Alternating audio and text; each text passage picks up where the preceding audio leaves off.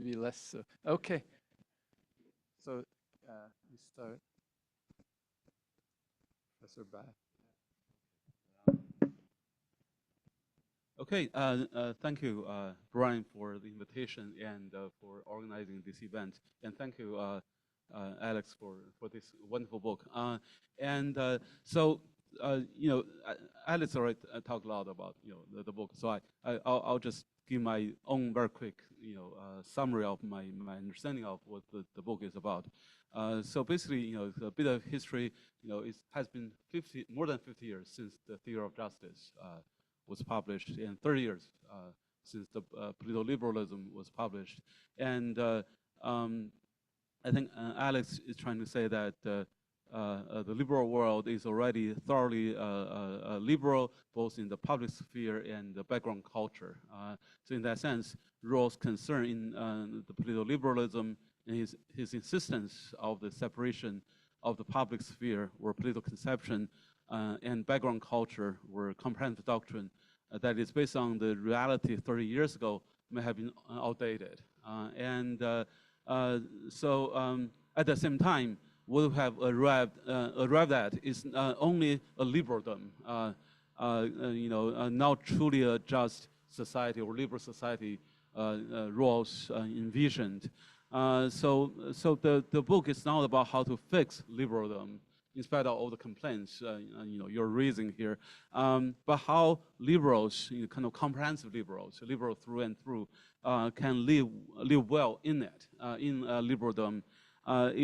So it goes beyond the political liberalism. It offers an ethical way of life, a liberal person rather than merely a liberal citizen. So that's my understanding.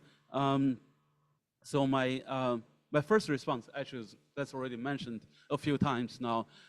So maybe Alex, you're a little bit too optimistic about the presence of a liberaldom. In theory, Rawls only talks about the reasonable people, right? And he didn't say people in liberal societies are mostly reasonable, right?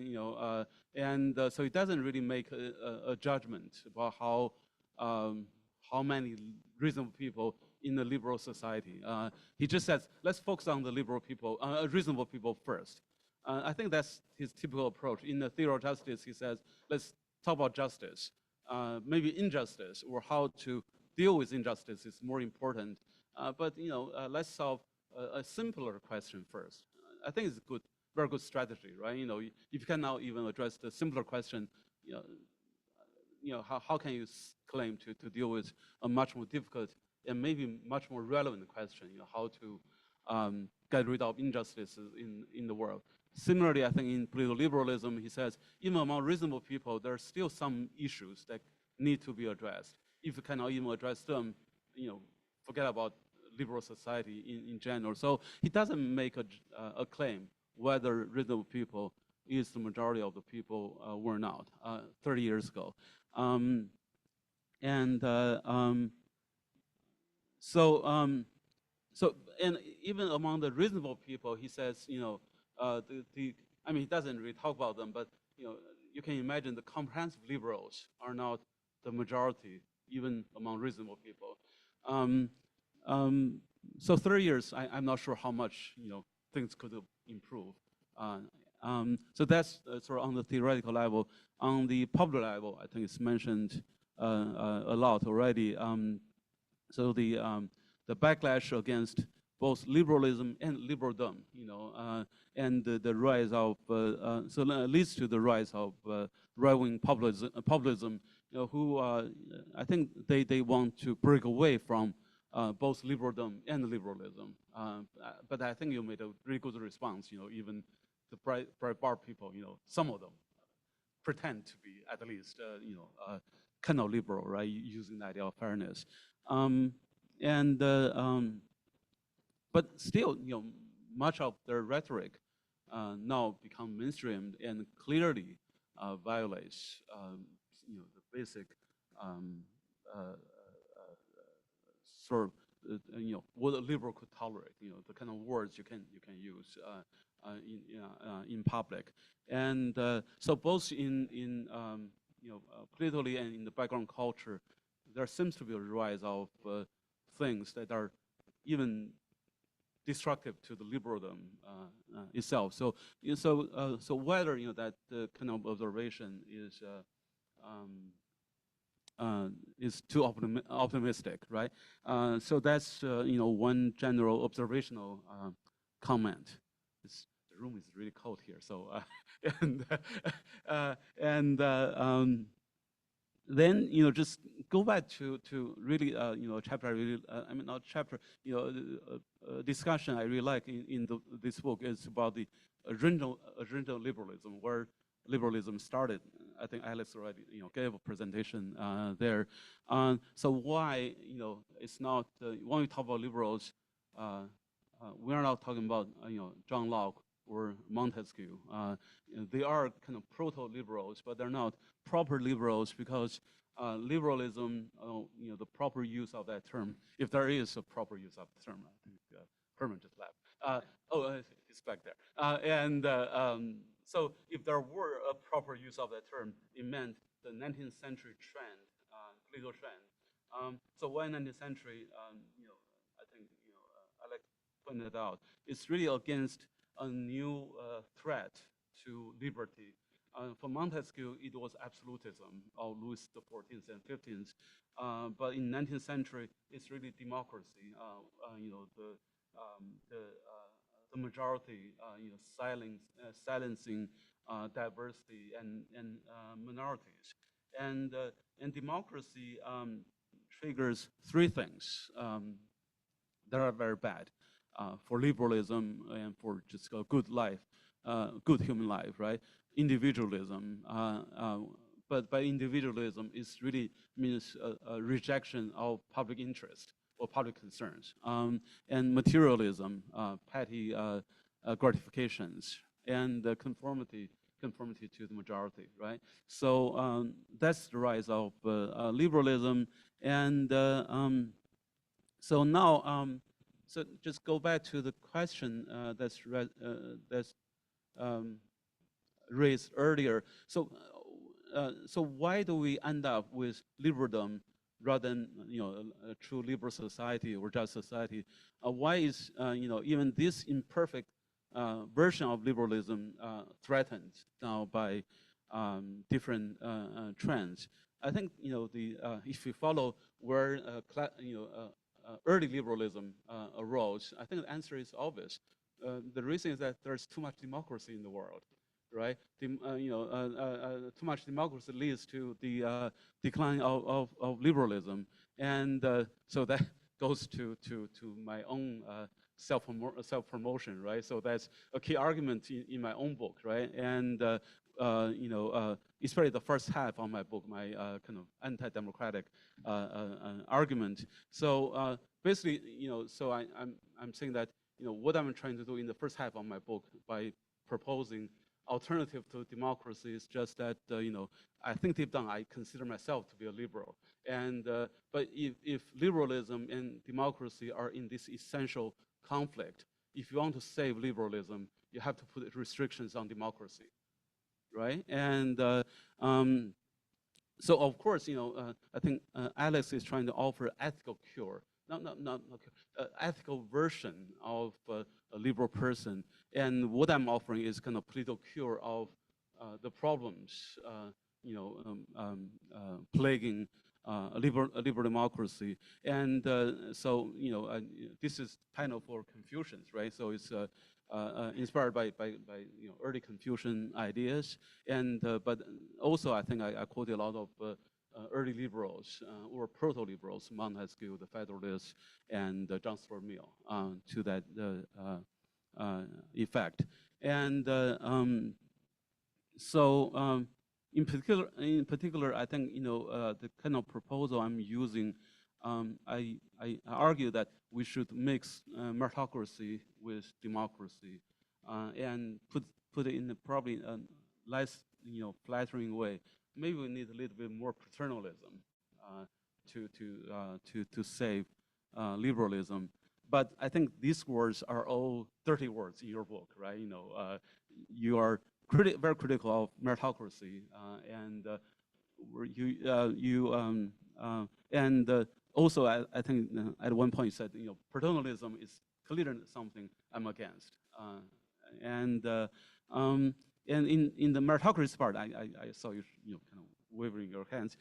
You talk about Michael Sandel's book, The Tyranny of Meritocracy, right? Yeah, something like that. And I took a quick look at his book, and I think much of his worry with meritocracy is really the lack of equal opportunities. So I think the lack of equal opportunities turns meritocracy into oligarchy or plutocracy. So there are a few things I think that would make apparent meritocracy really bad.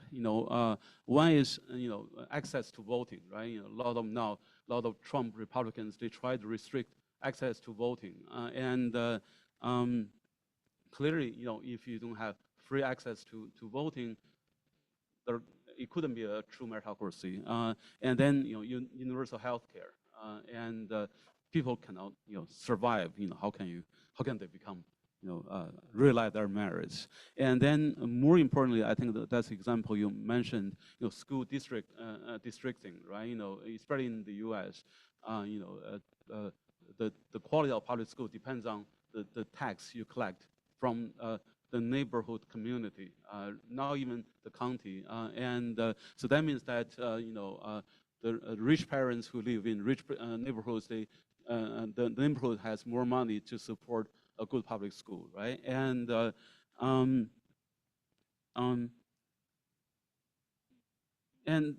so as a result, I think Mike Sandel is worried about the kind of he called it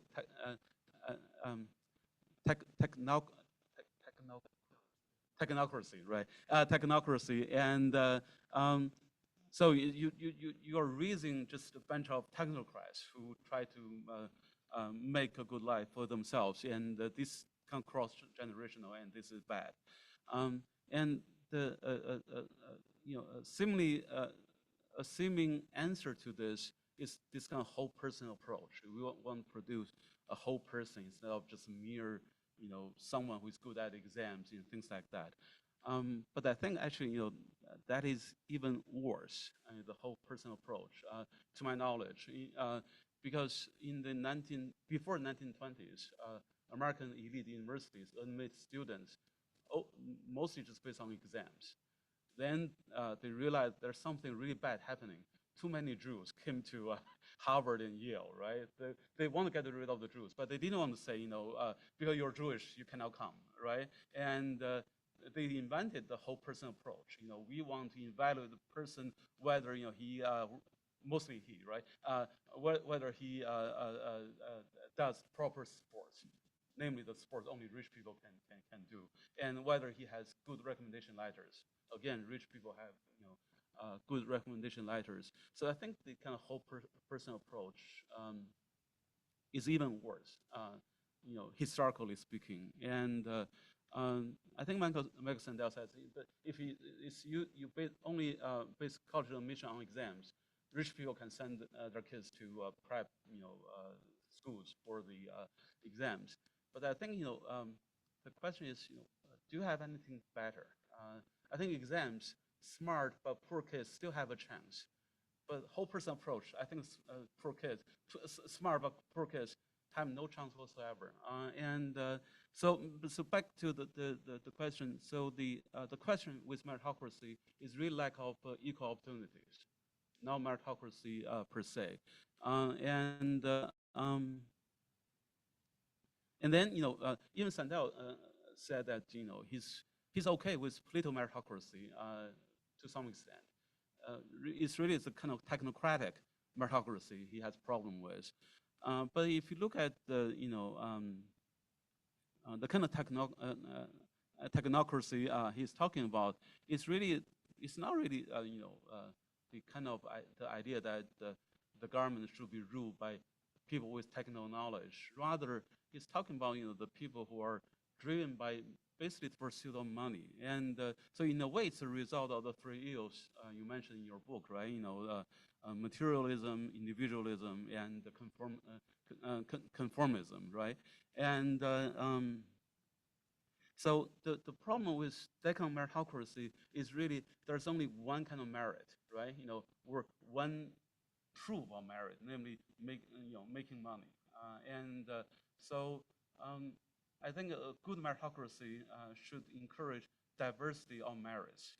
There are different ways of doing things. You can prove your own worth by making money or by being good at piano, right?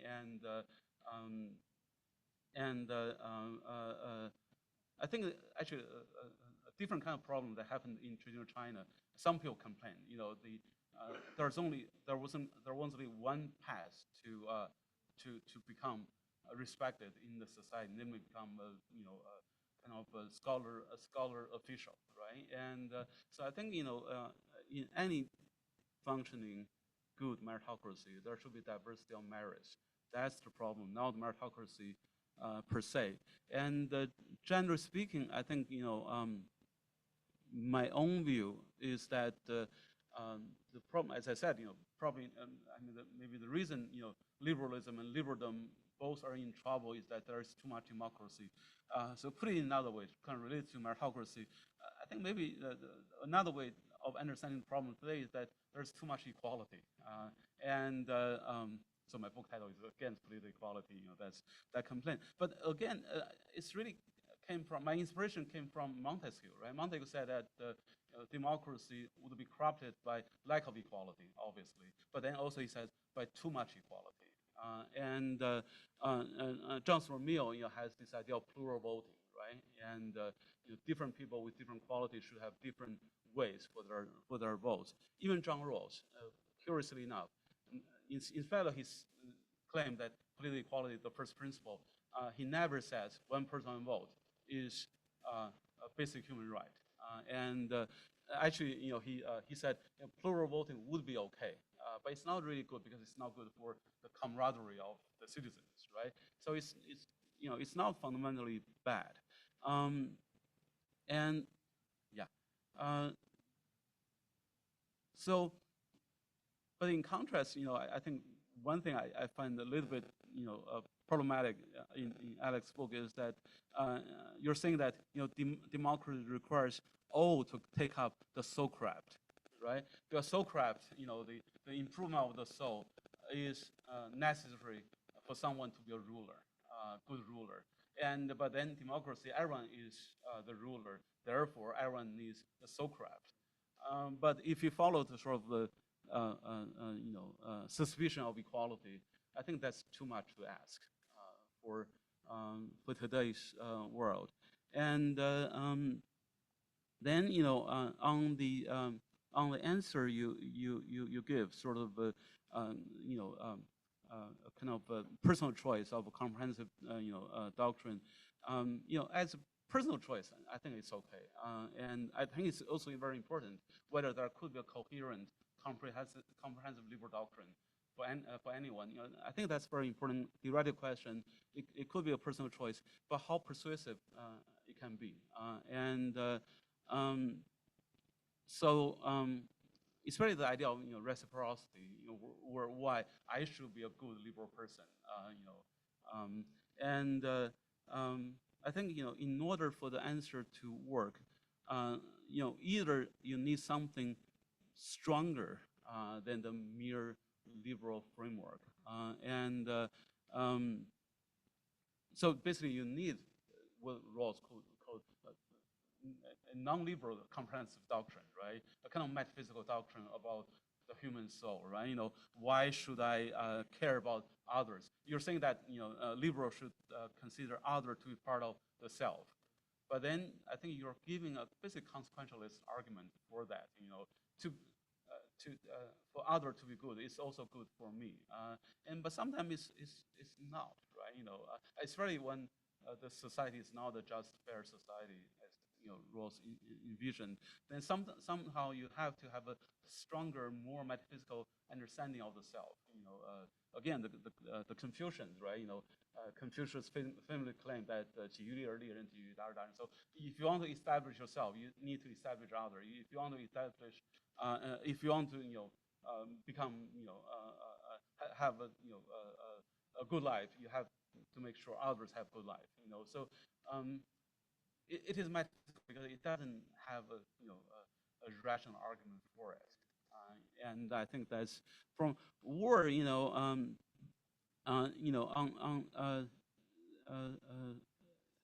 right, very quick. So then, if you don't have that, I really don't see how the rational argument can work. Because you're also saying that, Rawls said that, this could work only in a just society, right? And so I think it's interesting you use the Republic, right? The Republic says, how a life of justice can be a good life.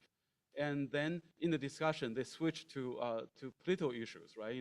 They try to build a just city. And I think the underlying message is that a life of justice can only be good in a just city. If you don't solve the political problem, ethical problem cannot be solved. I think that's really the main thing I'm trying to argue here. I appreciate the ethical solutions, but maybe we need the more important thing for us to do is to offer a political solution to that. Okay, so thank you. Thank you. So we have.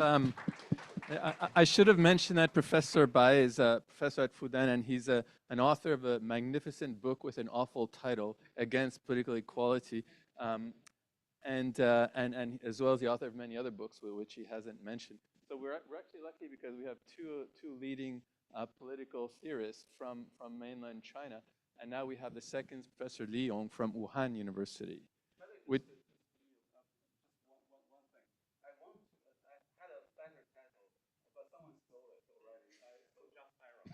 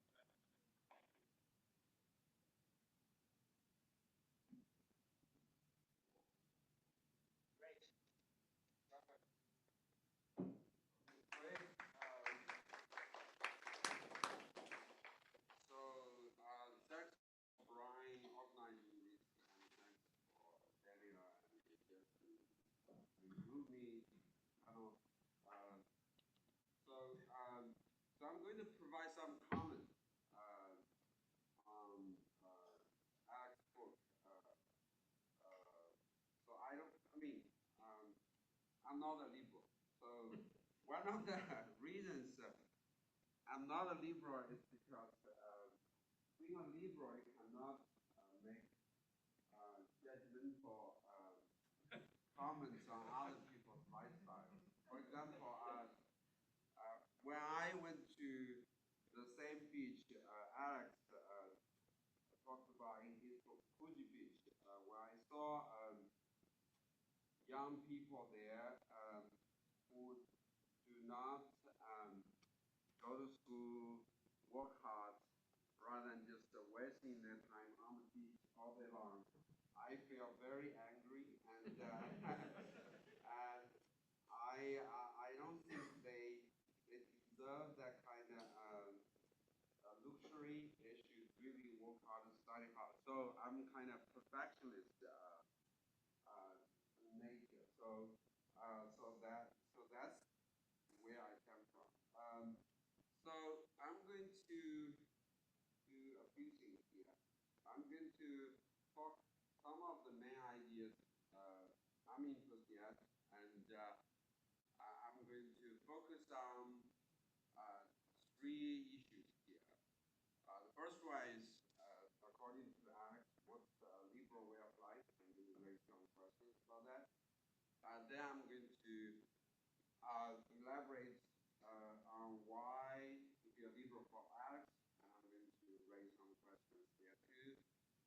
end, I'm going to focus on this comparison between being a liberal and being a liberal in liberalism. And I think there are some issues there too. So the main ideas, so Alex basically wants to focus on early Rawls idea, right? A liberal society is a fair system of cooperation, and for him, the most important value is reciprocity. And he thinks in this liberal society, people would have two main virtues: free, be free, and fair. Right? All sounds good, right? So the basic claim is for liberals in a liberal society is not just a liberal citizen. It can be a liberal person all the way. So I think for this claim to be a liberal person, not just a liberal citizen, there could be three different reasons. The first is a weak claim, like liberalism can be a way of life for liberals, right? So I'm not going to raise questions against this weak claim. Alex can get off the hook very easily on this one. I'm going to focus on a stronger claim, a stronger reading. Liberalism can be a way of life for everyone. Alex does not say that. Right? Alex merely says liberalism can be a way of life for liberals, but he really wants to say it can be a way of life for everyone. And I think deep down he wants to make a stronger claim. Liberalism should be a way of life for everyone, so not just could be a way of life, but I think deep down he wants to make a strong claim. So I'm going to move on to the first point. What's a liberal way of life? So for him, liberalism as a kind of philosophy is a spiritual exercise. Voluntary, personal, transformative. It does emphasize three things: reciprocity. It's very interesting. When you look at his book, he appeals to Paul a child, lens about the love of the parents as a kind of case to show reciprocity. Maybe that's my misunderstanding, right? So he said, first the child must be able to perceive, right, the intentions of other people, especially the parents. Then their parents must manifest their intentions, gift, or harm the child. Only when the intentions are manifest, perceived, love and hate people. Anyway, so for him, reciprocity is very important. My original understanding was it's important even in the family. Childless reciprocity. Again, that might be a misunderstanding.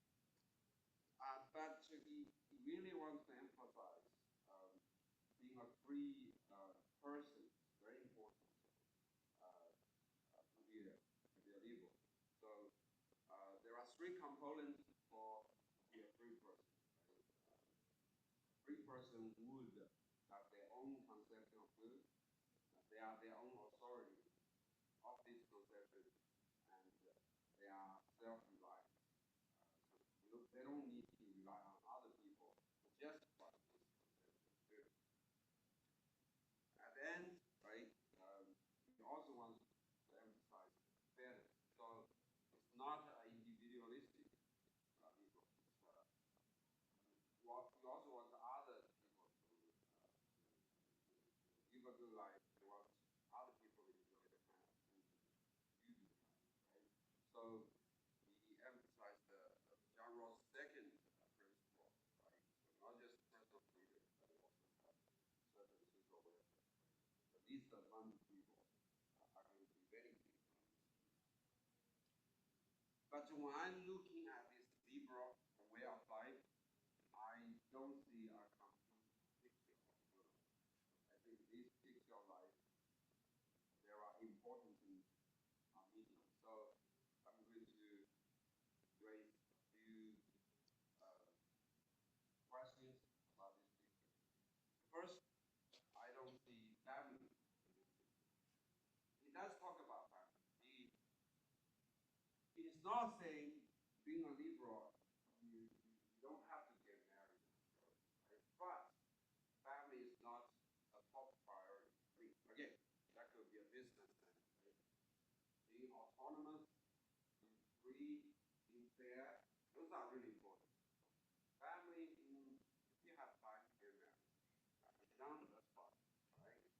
Um, I think a deep issue of not talking about family, or not talking about family in the right way. He does talk about family, but I think he's talking about family in the wrong way.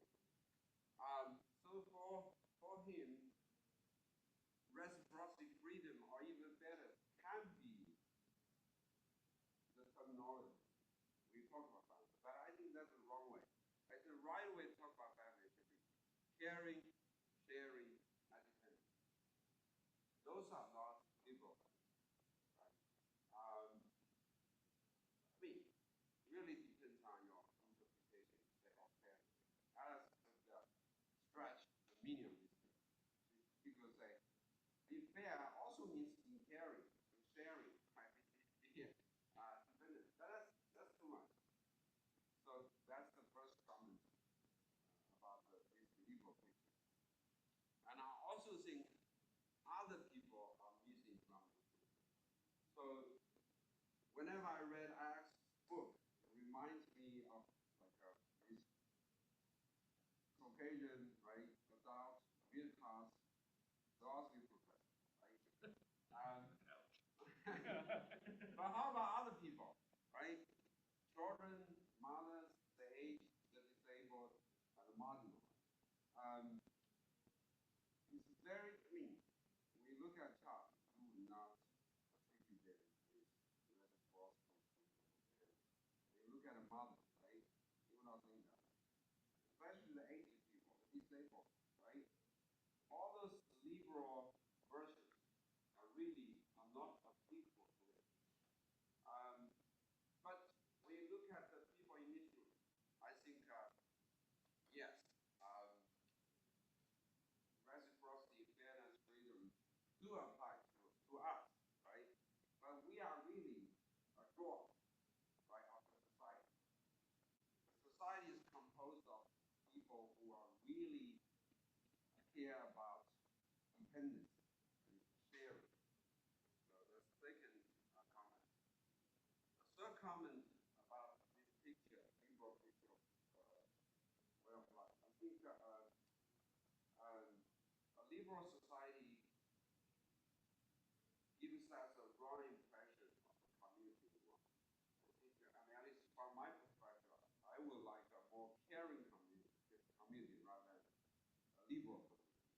So in a caring community, I would rather talk more about independence rather than reciprocity. So I give you a quick example. Before I have a 2-year-old daughter, before I have a daughter, whenever I talk to my students, I see them as a future scholar. I want to push them as hard as possible. So they should spend all their time studying, no time for fun. But now when I have a daughter, right? Whenever I look at them, I see someone's daughter, someone's son. And this student has a family. This student has a parent who really love them and really want them to flourish, uh, want them to be happy, want them to have a future, right? That does change my uh, my hope or my expectation of them. I become less harsh. Uh, um, I think that I mean it matters. You see them as in relationships. You see them as an individual, but also as a dependent individual in relation to others. I think most people in the society are like that. I think philosophers tend to do kind of things not for common people. Sometimes that gives a twisted view about communities. And also, when I look at Alex's presentation of the liberal society or liberal community, it strikes me more like a market. This is like a market, like everywhere ability to access the market, to buy things, to provide things. But it is particularly true in expensive cities like Sydney or Hong Kong. But whenever I come here, I feel like most of the things are accessible in mainland China are not accessible.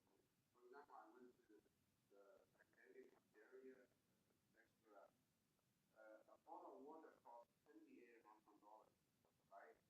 I think that's pretty expensive. A lot of people, at least in mainland China, will not be able to afford this bottle of water, right?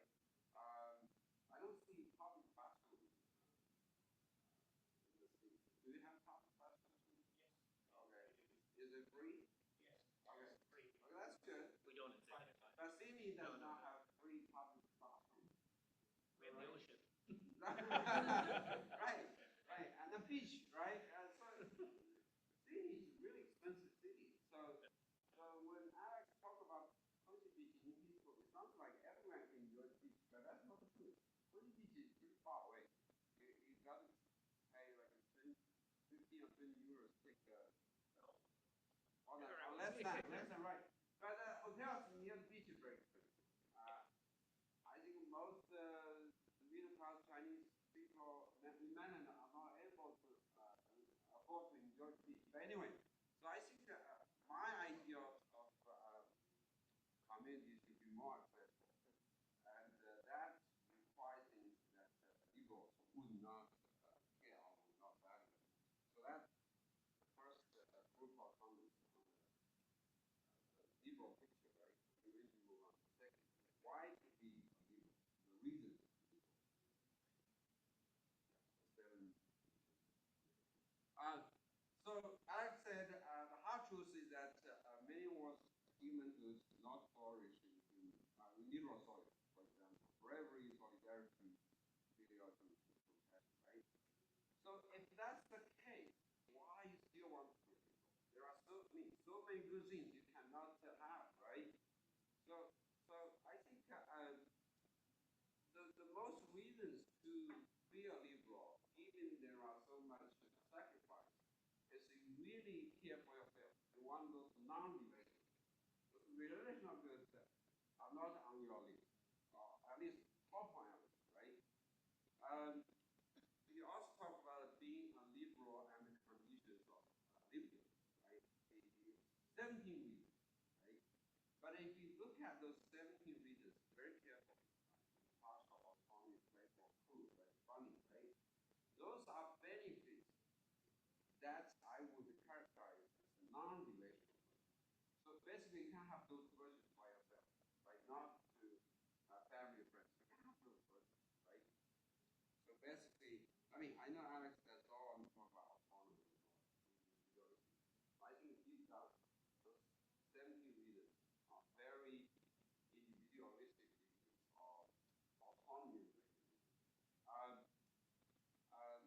so given this understanding, so following out from my comments about Alex readers, I would say it should not be liberal, given those reasons.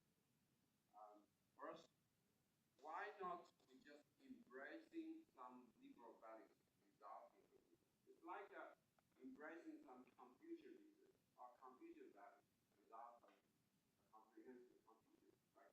It's still benefits. For example, the idea of fairness. You don't have to be a liberal in order to embrace the value of fairness, right? I think that's one way out. Another quick comment is non-liberal values might be more fundamental than liberal values. For example, cultivation and realization of human social nature in a community. Right? Caring, sharing, and independence. How about those relational? Those relational goods might be more fundamental than the kind of liberal values or non-relational goods. Alex tried to push. Right. So those are the three quick comments about the second issue, the reasons to be legal. So I see a lot of reasons not to be legal. Then move on to the last bit about the idea of said, for liberals to recognize just how many of our desires and decisions and desires are inconsistent with our progressive community. There could be many readings of this. One reading is that we are inherently incapable of being a true liberal. It's part of our human nature, right? So he would reduce the causes to the moral agent in or herself. Just by nature, you are incapable of being a true liberal. But he also said this. This would attribute to another type of causes for having liberalism, true liberal, right? Once Ross takes his turn to political liberalism and their theory for pluralistic democracy, he will no longer seek to persuade readers as to why they should want to become a liberal person rather than just a liberal person. So one implication of this statement is that the reason we are being liberal is because we live in a pluralistic society. So because the existence of non-liberal people, we are liberal, right? So basically, you can read Alex providing two types of reasons. One reason is that liberals themselves are incapable of being true liberal because they are human. The other type of reason is that because other non-liberal people should do it, right? If those are correct understandings, right, we are indeed in this, right, being a liberal and the conditions of liberty. So here comes my quick comment. Why should not be a liberal? Why still try to be a liberal? So I think it's a legitimate question. Right? It's like asking a Christian, why you still want to be a Christian in Christendom? You have enough reasons not to be a Christian in a Christian. I think basically you can look at the causes for liberalism, right? If liberal values are impossible, if that's the case, that would be a primary reason not to be a liberal. Right? So it's like you ask Kantian, right? If Kantian conception of morality is impossible, then it implies it should not be a Kantian. Second possible cause, right? Liberal values are incomplete. You need non-liberal values in order to have good life. And liberals deep down realize, besides liberal values, you should have non-liberal values. That gives them enough reason to not fully carry out the liberal values because they are always struggle to see non-liberal values there, and right, they cannot just wholeheartedly practice their liberal values. The last possible cause, so liberal values are incompatible with others, and those goods, let's say, they are essential for having a good life. If that's the case, that also gives us a cause by not liberal. So my conclusion is very simple. If my understanding is correct, if those comments are sensible, we should not try to be liberal. Thank you. Well, that was very interesting because yesterday Professor Yong presented something on progressive Confucianism, and he said, "I don't want to talk about myself." But now your own views came through. I didn't realize. So you're not a liberal. If you want to use labels, more communitarian, Confucian. So anyway, very interesting. Yeah. Okay. Can you come up, both of you, please? And before I go on, I'm going to use a prerogative of being chair to ask a few questions as well. One is, it comes a little bit from Professor Bai's, let's call it liberal, non-democratic perspective, which in some ways, and here I'm maybe drawing more on our conversation than what's actually in the book. Do you kind of endorse this view that there is this tension between liberalism and democracy, and that you much favor liberalism and you have strong doubts about democracy? And secondly, if you had made that more explicit in the book, one thing we should say, this book has had a huge success. It's been reviewed in, New York. I mean, it's been discussed in New Yorker and New York Times. And I think there's many people, especially academics or intellectuals, who say, yes, I think he got it. He articulated what I really think without really being able to put my finger on it. But if you had made your less than pro-democracy views explicit, maybe the reception would have been somewhat different. This is one question. And maybe it's also a question about Hong Kong. I mean, Hong Kong is an interesting case where we have a kind of, to again use these labels, liberal way of life. We're compared to mainland China. Anyway, people are more concerned with privacy, and arguably, however bad British colonialism was, it did leave some sort of legacy in terms of liberalism as a way of life. But yet we have diluted political institutions. So can this liberal way of life survive without liberal political institutions is one question. I also want to ask a little question about spiritual exercises that was raised by Brian. I mean, I think, and I kind of agree with what Brian said, that the spiritual exercises are a little bit individualistic in nature, and how really effective are they? Do we need to have more social exercises to really transform people's motivation? And here I think of the great Confucian political theorist Xunzi, who argues that people have this tendency to selfishness, and the way to overcome that is through these social rituals that lift people out of their selfish orbit and make them care about others, especially those with less power. That's one question. And finally, a little question, which is very personal, because Alex's parents are from Quebec, where I'm from, and we have swear words that haven't changed in like 50 years, like, I mean, I don't know, does anybody here understand, like, astica, les tabarnak, and so on? They're all have to do with the Catholic Church, but yet people don't believe in, hardly anybody believes in Christianity anymore. So we still have the same swear words. I mean, how do you explain that phenomenon? It doesn't seem to fit with your theory about the use of swear words. So just a few. So if you can speak for maybe a minute or so, and then we'll open it. On all, okay. Listen, I want to thank everyone again, but thank the panel in particular. So each one has been indispensable. So Daniel wrote a very kind early review of my book in TLS, so thank you. And we have that Canadian connection, so I love that. Tongdong and I have I think a friendship that's deep. So every time I have a conversation with Tongdong, I feel like, with Yong, I feel like we're looking at each other through an aquarium. Like, he's a fish, I'm a fish, and we're looking at each other. We're like, what? What? So I love that. And you, on the other hand, I feel like a true kindred spirit. If I can speak out of turn, he gave me his book with the inscription, liberal elites of the world unite. and that always, so I love this. This makeup is fun. Okay, where to begin? So I guess I'll begin at the beginning as economically as I can. So,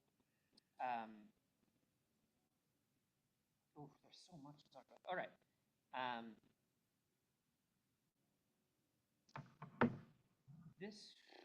Okay, so I have discrete remarks. I'm trying to tie it all together. Sorry.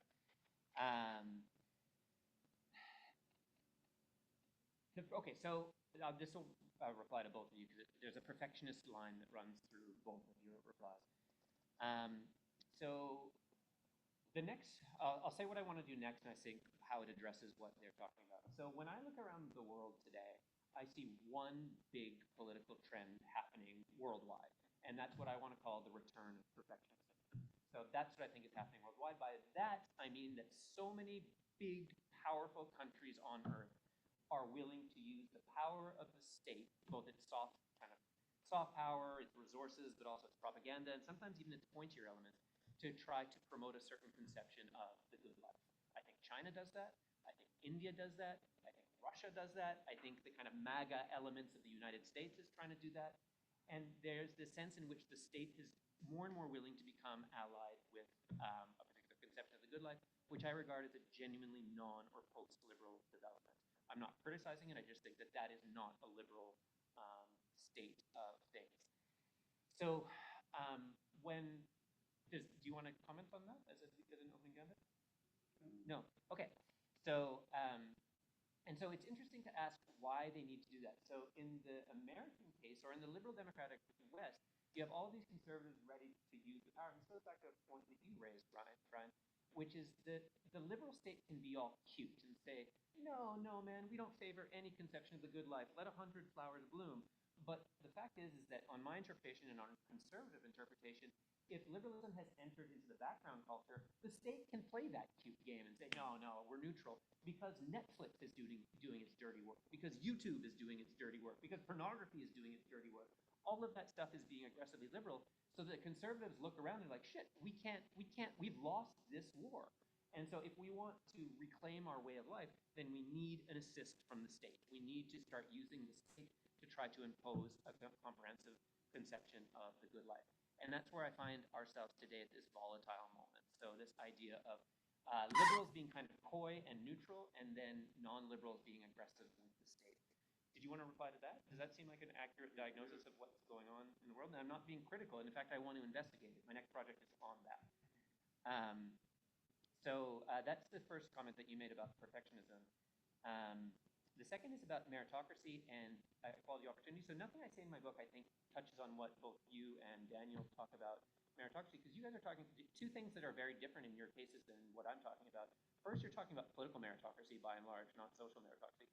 Second, you're talking about meritocracy in countries that are, I think, a lot more egalitarian than the United States, where meritocracy today truly has become hereditary aristocracy. Like, there's this crazy stat in my favorite book on this by Markovitz, the meritocracy trap, where he talks about inequality outcomes are today more severe than between rich and poor than they were in the 1950s between black and white. That means financial inequality today has greater meritocratic, has greater inegalitarianism than apartheid in America.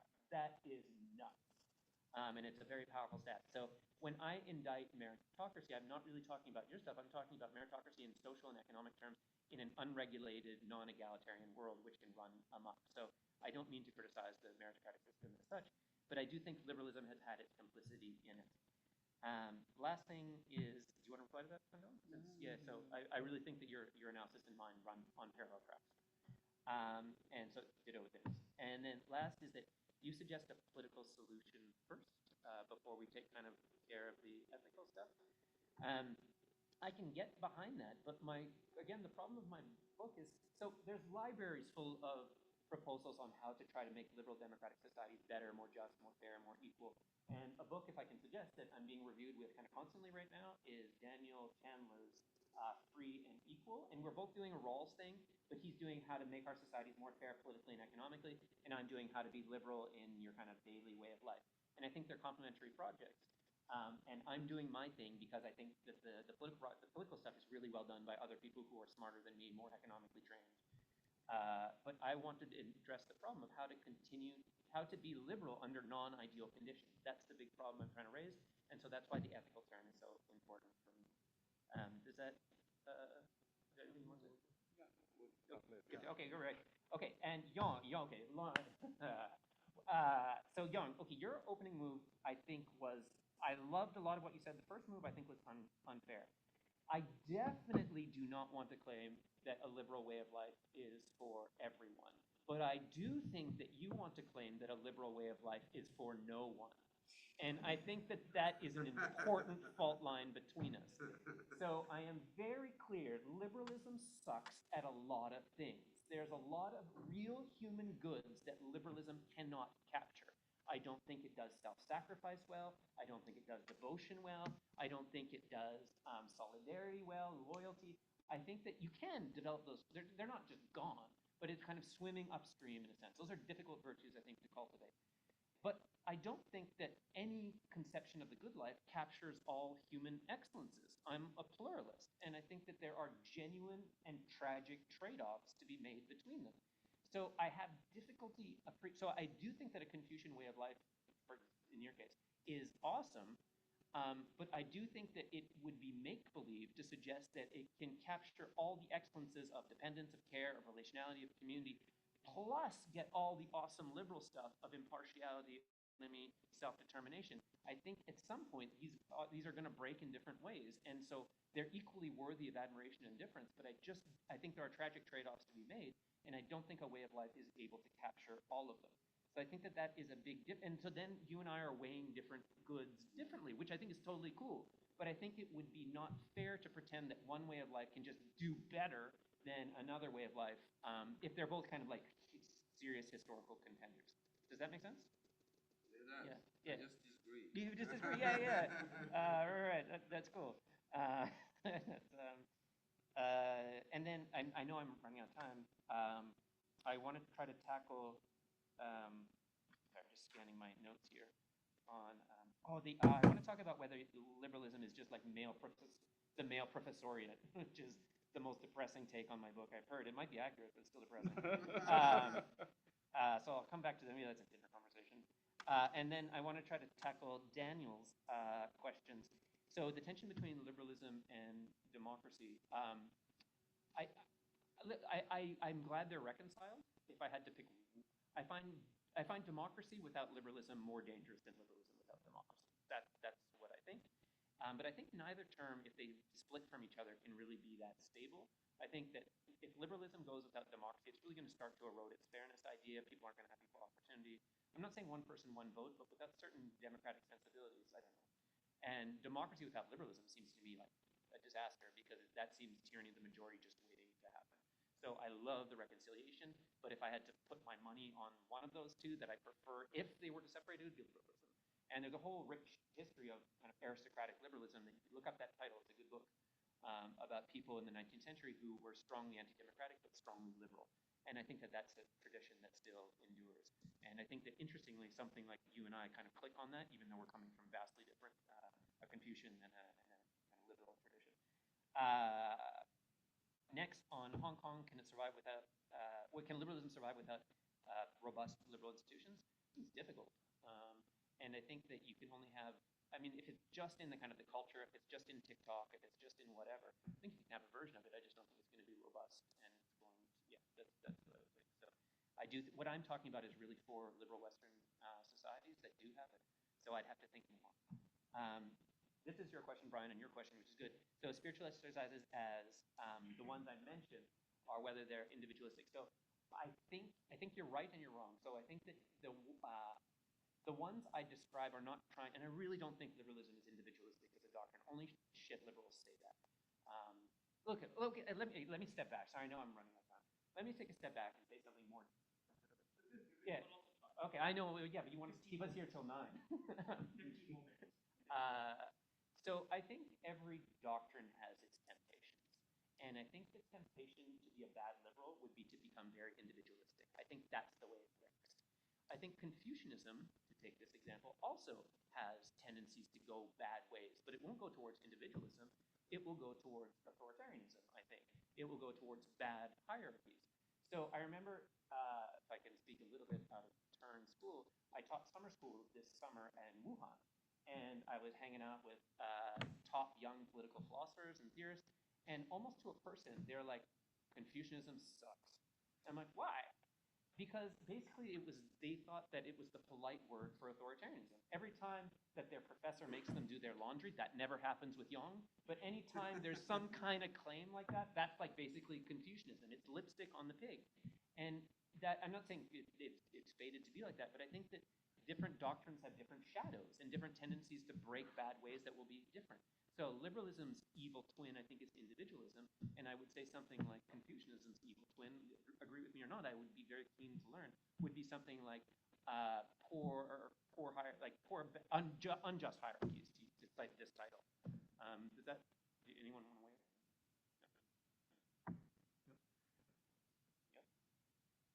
I'll just say one quick thing. I think being a liberal is very cool because it sounds like everything goes, right? Right. However, when philosopher talks about way of life, they are using it differently. So you can talk about a way of life in a descriptive way.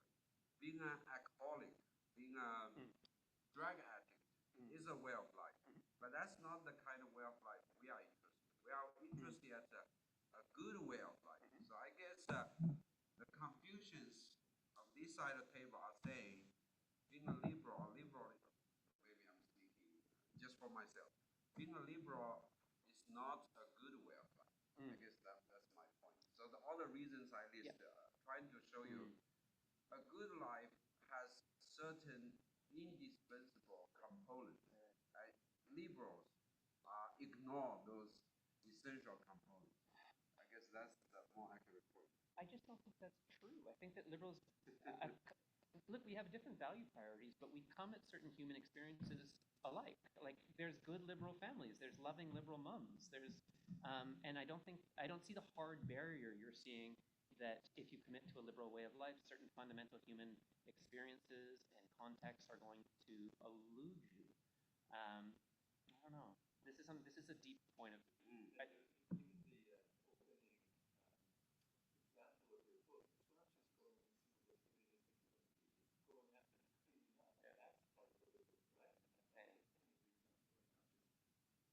Just the Hinduistic party, huh? Maybe I only saw the Hinduistic party. And so last thing, I do actually want to say, okay, no, sorry, very quickly. So the spiritual exercises in my book, I think that they're not individualistic. I think they're trying to lead us towards getting out of our individualism. But they are, I grant, very individualistically practiced. And I think you're correct on that. And I'm just trying to invent some spiritual exercises from Rawls's work, which is harder than you might think, because it's a weird move to make. But the ones I pulled from there, I think, might break in the bad way that you're talking. Like, they might give that impression, and I think that's a very fair criticism of me. Last point, the swear words in Quebec. Yeah, you're right. But you can say hostis on, if you say mon petit nègre or something like that, you're canceled. Like, that would be, you can't say that on CBC or anything like that. But you can say those other words. So they still do have kind of like an inertia or historical kind of lastingness. But I think slurs here, that's not on. One tiny little point, and your strong objection of mine is too strong. I mean, what's wrong in schools, in high schools, if students would practice once a week, say, the laws of individual position? I don't have a problem with that. I'm not a comprehensive liberal. That seems like a good idea. Why would you be against that? I don't think I am. No, I think because Christians would lose their shit. Like because a pluralist society would never stomach or swallow that. So I think that would be destabilizing. Go to the heart of Texas and try to announce on the PA that you're going to do the original position. You just have a parental riot within 5 minutes. Sorry, just two quick questions from me. Firstly, I was wondering how much of this really comes down to a divergence between interpreting liberalism as a theory of the right versus liberalism as a theory of the good.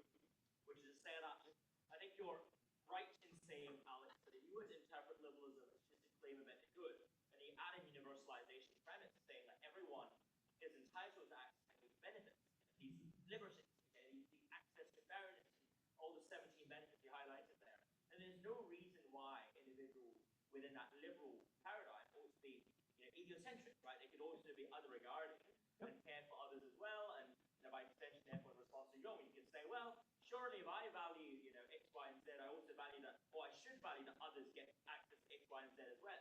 But here's the problem, I think, with that move, which is that liberalism often also serves as a theory of the right. And that is to say, we can read its doctrines and stipulations, at least in some variants, exclusively about what I have a right to do. I have a right to pursue X, Y, and Z. I have a right to do this and that and that. And these are liberties, per se, but there's no claim that I therefore make upon others to deliver these liberties for me. So it goes back to the standard Berlin positive versus negative liberty. So if I were a negative liberal, I'd once again say, I'm entitled to all of these domains in which I don't want to be interfered with, but I've no entitlement to others for my own self-actualization. And if we read liberalism in that light, then I think Yong's objections become far more powerful, because implicitly undergirding that negative liberalism is this egocentric and over-individualistic push that then fills in that gap that we're sort of puzzled over, which is what's the link between individualism and liberalism.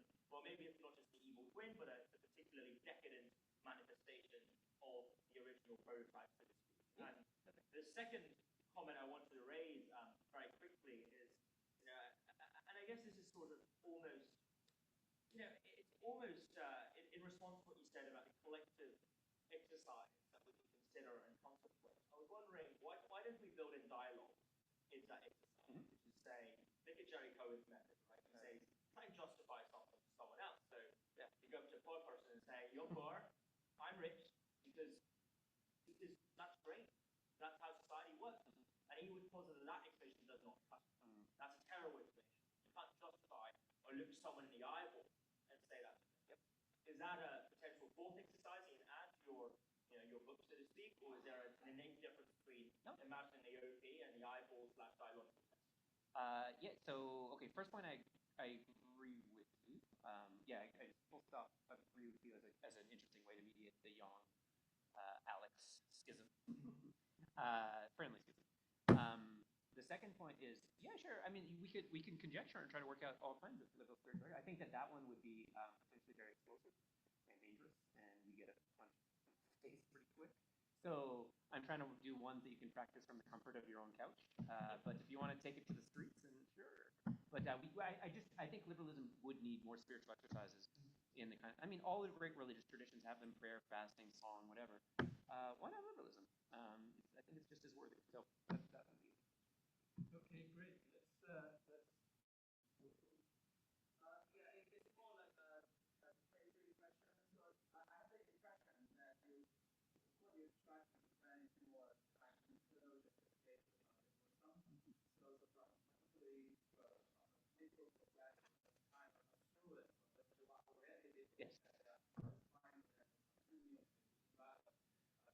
but how those who are not and then truly just a reason for people having other background also converted to this.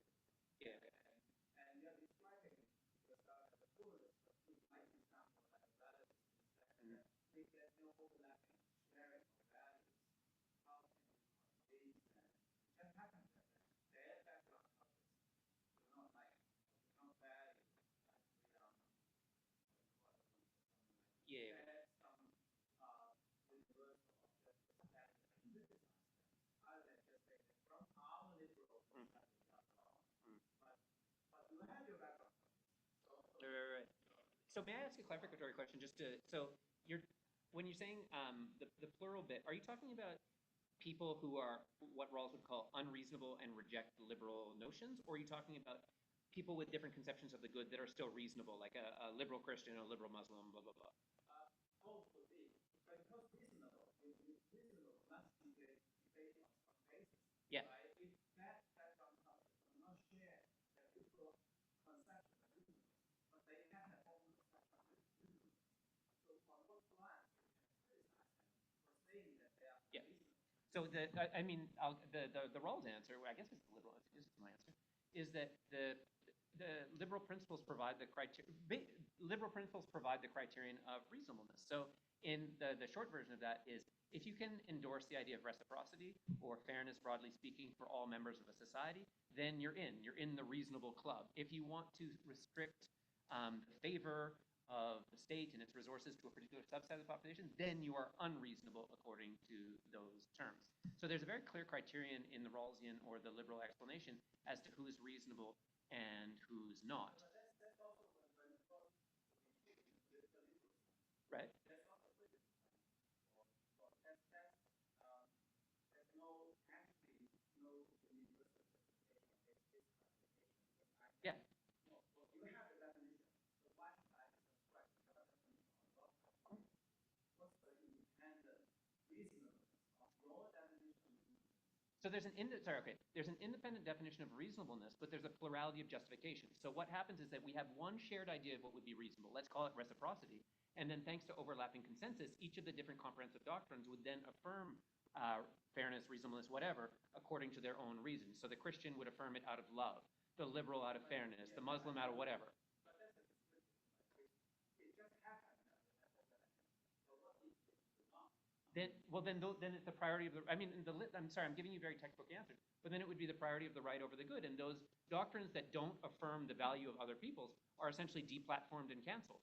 Now, the problem for Rawls is what happens. The problem for us, forget Rawls. The problem for us is what happens when unreasonable people become a critical mass. So Rawls' suggestion to unreasonable people is very dumb in a sense, or it's very glib. He says we have to contain them. He doesn't mean round them up and put them in a camp or anything. What he means is ensure that their opinions don't gain widespread social uptake. So that if a population remains 10% unreasonable, fine, we can cope with that. It's not going to be destabilizing. What happens though when it ticks up to 20, 30, 40? Then it becomes a massive problem.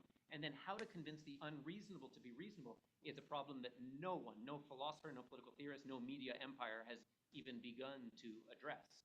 And that's a very different question, and one that I think liberals have to spend much more time thinking about. Yes, yes. But I think more than that, technically, my student assumption, for example, assumes some independent idea of professional person rather than just well, cultural background. Yeah, okay. Okay, let's take Thank you. one or two questions, and then yes, and then last. Hi, Professor. I'm the student I'm the PhD student of Professor Daniel Bell and Justin Heeman. And I also came from Sydney, and I lived in Sydney for 5 years. Oh, you're right. And I studied a basic problem in Australia specifically about the Aboriginal community. And the Aboriginal communities, they have a very important factor. It's about their family bond for preserving their cultural identity and legacy. And I think this problem is simply that Confucian values have structured more better than the liberal way of life to help the Aboriginal communities to preserve their cultural identity and such a legacy.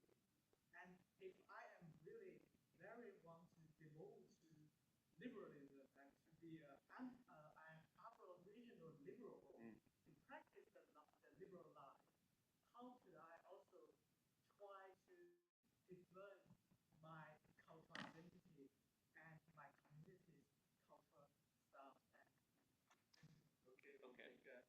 And then, It's more like follow-up questions for Professor Lee and Alex.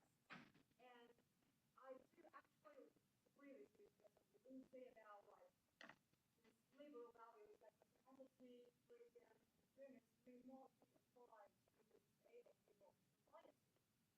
I personally am more a question why. Then I think about because they need to receive more and give back less, especially in the private sector, because they need to rely on their parents or their community to support them. Yeah. But that's true, I agree with it. But if we take one step back, what about we only limit this value to the political life, which means that it's cultural liberalism, what happens is not agree with. But all depends on your objections can also be that. We can have this like incomplete values only in the political life. And in the private life or public life, we can have more additional values to compensate for these kind of values. Yeah, yeah. In that case, we may not be able to live like a liberal way of life. So we can definitely establish a liberalism, a real sense of liberalism. Yeah, okay. we'll take 2 minutes, and then That's it. oh, Yutang has a question. oh, you talk. Sorry. No, go ahead.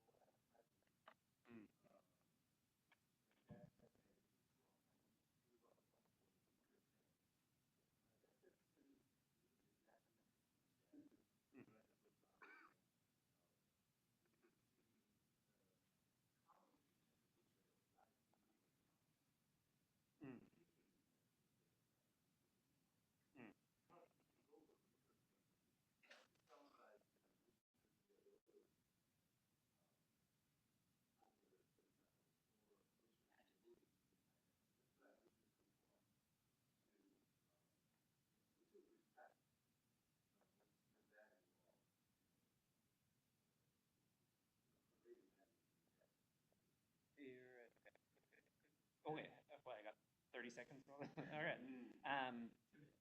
2 minutes. Okay. First two questions I think are a little bit connected. So whether Confucian values would be better suited to respond to the problem of Aboriginal justice, reparations, maybe. I don't know, but I'm willing to entertain the possibility. But what I do know is that Australians don't have Confucian values. So it's not a live possibility. So I'm worried that we talk about these kind of like ways of life as if they were liquid, like as if it's a buffet and I'm going up with my little, I'm going to take a little bit of Confucianism, a little bit of Christianity, and it's like awesome. But that they're not liquid like that. They're not fungible. Like I can't do that. If I could be a Christian, I would, but I'm not. And so I think that the idea that Confucianism may have relational values that would be more suited to Aboriginal justice, that's a very interesting proposition, but it's not the hand that Australia has been dealt, and it's not the concepts that we need to make it work. So I would come back with a practical answer. I'm theoretically interested, I'm practically uninterested. But there's maybe insights from Confucianism that we could kind of soften liberal edges with, so that would be interesting. Yeah, but yeah, does that kind of make sense? Yeah, it's a very interesting idea. And so that, I think, is kind of what I would say about that. Yeah, that kind of, it's not a buffet. It's kind of like, let me actually respond to you, Tang, and see if that comes back to you. So my issue is that liberals don't realize that they have a serious and worthy kind of morality. So there's a crisis of meaning in the West. And in this crisis of meaning, you have all of these charlatans stepping in. Jordan Peterson, that guy does not sell a jillion books in a vacuum. That's a response to people looking for a certain way of life. And so you have everyone and their mother writing a certain book on where to find meaning. Do we find it in Montaigne? Do we find it in China? Do we find it in Africa? And all the people of the West are looking for meaning elsewhere. They're like, ooh, where do I go? Where do I go? And my claim to them is don't go anywhere. You're good. Just double down on what you have, and that might be sufficient and enough. So that's the move I'm trying to make, is realize that they already have a serious moral creed and they don't need to take it from elsewhere. So I don't think it's merely a conformity thing, it's a socialization thing. They've been raised in these values, take them seriously, and that might have benefits. You can, of course, if you want, all power to you, go read all of Proust you want, learn how to be little Marcel, that's great. But I'm saying you need not. And that's the kind of pitch I'm making. So I don't know if that's insufficiently ambitious, but that's what I'm trying to do. And I think that would come back to you, is that I think that it's just that these values, it's not a buffet style. I don't think that that's plausible as a phenomenology of value. You can't just take bits and pieces. You can try, and you can certainly cultivate some, but it's not as liquid or live as that. That's what I think. Okay, great. Thank you. Sorry, it's not. Thank you. Is there a short break? Or? Yes, there'll be a 5-minute break. Please be here in